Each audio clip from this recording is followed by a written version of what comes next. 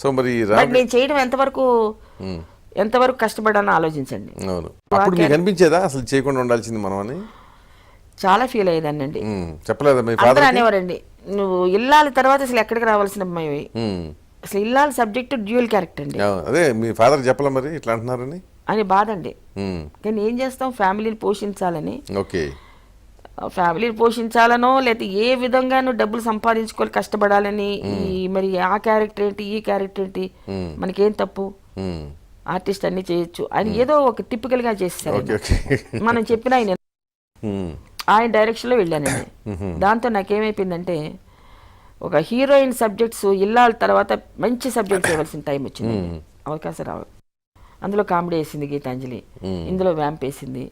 అసలు మీరు నమ్మరు, ఎల్వి ప్రసాద్ గారి సినిమా ఇల్లాల్ పిక్చర్లో ఇల్లాలంటే మీరు ఆ గెటప్స్ అన్ని చూసుంటారు. ఇల్లాలు ఇల్లాగా